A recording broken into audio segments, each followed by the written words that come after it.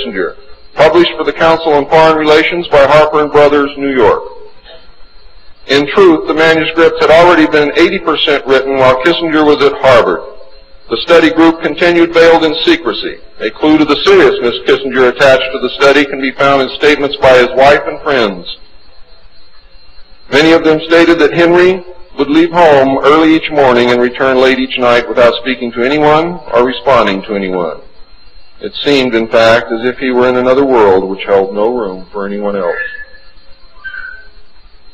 Now, when they say that he would not speak to anyone or respond to anyone, they meant it literally. I find these statements very revealing. The revelations of the alien presence and actions during the study must have been a great shock. I know I would have been shocked. Henry Kissinger was definitely out of character during the time surrounding these meetings, as he is normally described as being a gentleman, very charming, and most people who meet him like him very much. Henry Kissinger would never again be affected in this manner, no matter the seriousness of any subsequent event. On many occasions, he would work very late into the night after having already put in a full day.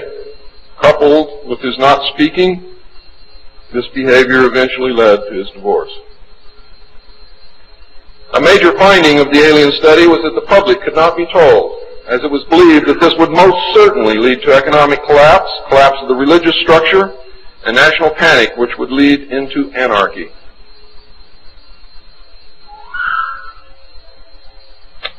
Secrecy thus continued.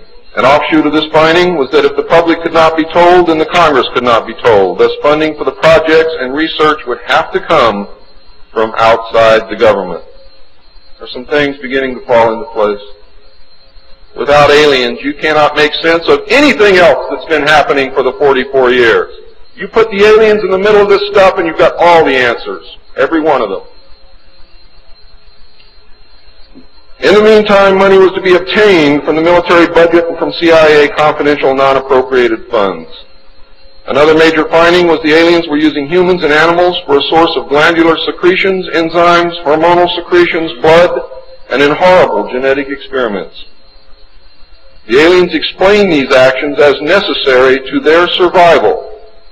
What I'm going to tell you now is very sad if it's true, because I am unable to weed through the lies and deception and really find the truth. All I know is what they told us.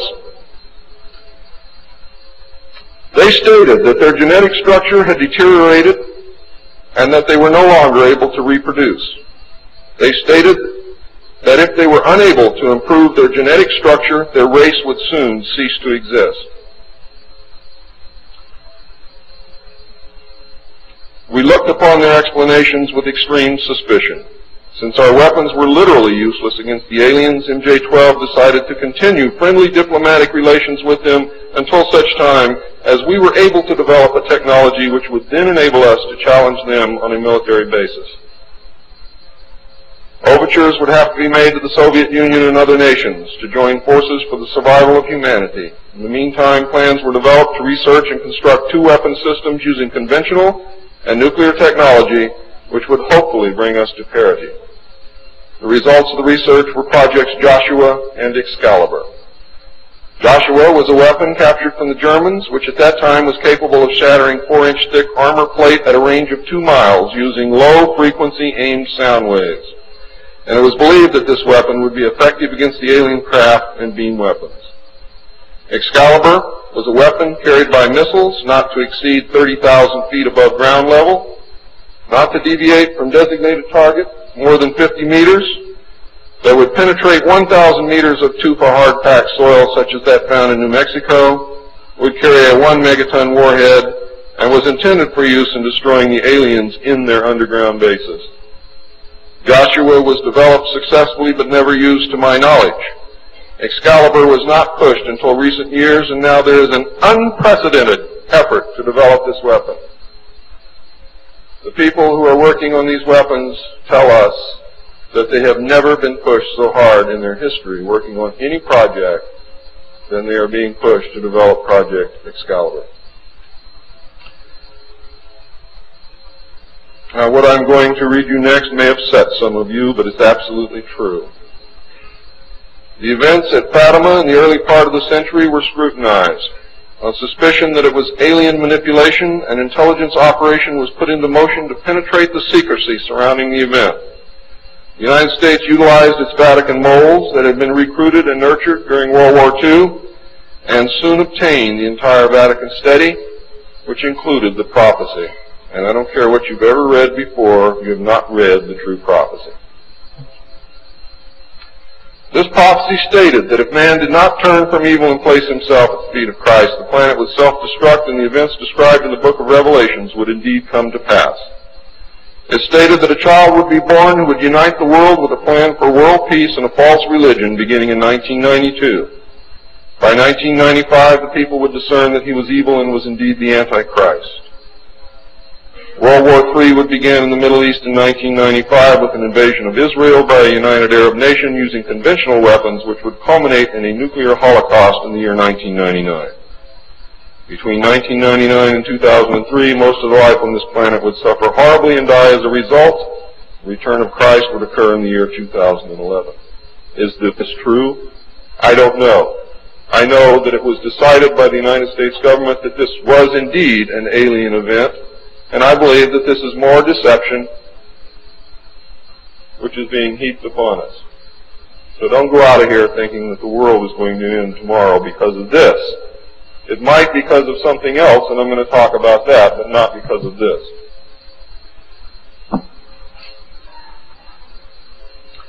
When the aliens were confronted with this finding, they confirmed that it was true. The aliens explained that they had created us through hybridization and had manipulated the human race through religion, Satanism, witchcraft, magic, the occult, secret societies, etc. They further explained that they were capable of time travel and the events would indeed come to pass.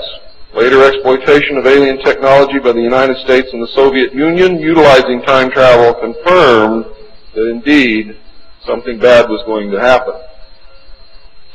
The aliens showed a hologram which they claimed was the actual crucifixion of Christ, which the government filmed. We did not know whether to believe them or not. Were they using our genuine religions to manipulate us? Or were they indeed the source of our religions with which they had been manipulating us all along?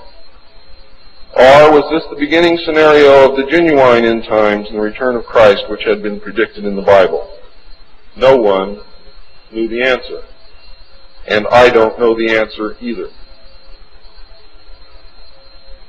A symposium was held in 1957 which was attended by some of the great scientific minds then living. It was held in Huntsville, Alabama. They reached the conclusion that by or shortly after the year 2000, the planet would self-destruct due to increased population and man's exploitation of the environment without any help from God or the aliens. By secret executive order of President Eisenhower, the Jason scholars were ordered to study this scenario and make recommendations from their findings. This was done. The Jason Society confirmed the finding of the scientists and made 3 recommendations called Alternatives 1, 2, and 3. Alternative 1 was to use nuclear devices to blast holes in the stratosphere from which the heat and pollution could escape into space. I'll buy heat, but I'll never buy pollution. Change the human cultures from that of exploitation into cultures of environmental protection. Of the 3, this was decided to be the least likely to succeed due to the inherent nature of man and the additional damage the nuclear explosions would themselves create. Alternative 2 was to build a vast network of underground cities and tunnels in which a select representation of all cultures and occupations would survive and carry on the human race. The rest of humanity would be left to fend for themselves on the surface of the planet. Alternative 3 was to exploit the alien and conventional technology in order for a select few to leave the Earth and establish colonies in outer space. I am not able to either confirm or deny the existence of batch consignments of human slaves which would be used for the manual labor in the effort as a part of the plan. The moon, codenamed Adam, would be the object of primary interest, followed by the planet Mars, codenamed Eve. As a delaying action, all three alternatives included birth control, sterilization, forced if necessary, and the introduction of deadly microbes to control or slow the growth of the Earth's population. AIDS is only one result of these plans. There are others. It was decided, since the population must be reduced and controlled, that it would be in the best interest of the human race to rid ourselves of the undesirable elements of our society. The joint U.S. and Soviet leadership dismissed Alternative 1, but ordered work to begin on Alternative 2 and 3 virtually at the same time.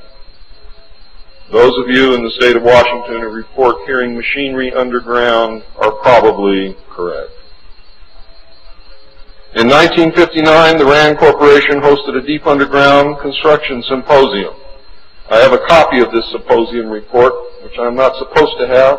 Nevertheless, I have it, approximately this thick. In the symposium report, machines are pictured and described which could bore a tunnel 45 feet in diameter at the rate of 5 feet per hour in 1959. Just think what they can do now. It also displays pictures of huge tunnels and underground vaults containing what appear to be complex facilities and possibly even cities.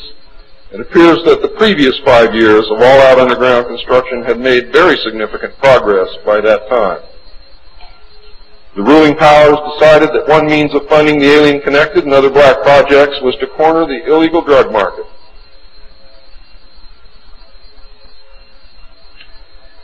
A young, ambitious member of the Council on Foreign Relations was approached. His name is George Bush, who at the time was the president and CEO of Zapata Oil based in Texas. Zapata Oil was experimenting with the new technology of offshore drilling. It was correctly thought that the drugs could be shipped from South America to the offshore platforms by fishing boat, where it would then be taken to shore by the normal transportation used for supplies and personnel. By this method, no customs or law enforcement agency would subject the cargo to search. George Bush agreed to help and organize the operation in conjunction with the CIA. The plan worked better than anyone had thought and has since expanded worldwide, and there are now many other methods of bringing the illegal drugs into the country. But it must always be remembered that George Bush began the sale of drugs to our children. Now, if you think I'm crazy, get off your butt and start digging, because you will find out that it's absolutely true. The CIA now controls all the world's illegal drug markets. The official space program was boosted by President Kennedy in his inaugural address when he mandated that the United States put a man on the moon before the end of the decade. Although innocent in its conception, this mandate enabled those in charge to funnel vast amounts of money into black projects and conceal the real space program from the American people.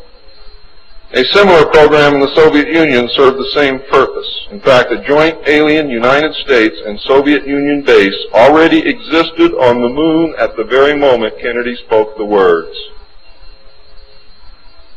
On May 22, 1962, a space probe landed on Mars and confirmed the existence of an environment which could support life.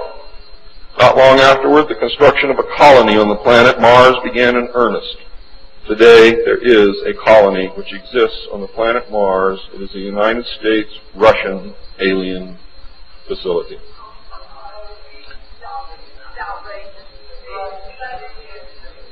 If you believe it's outrageous, stick around a few years.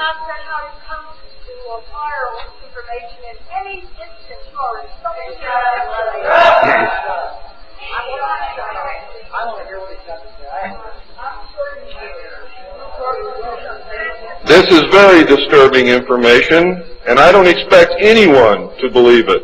I don't expect one of you to believe what I'm telling you. And I knew that when I came here. I'm not one of you. I'm not a ufologist. I'm not a researcher. I have an obligation to inform the public, and once that's done, I've done my job. From then on, it's up to you, not me.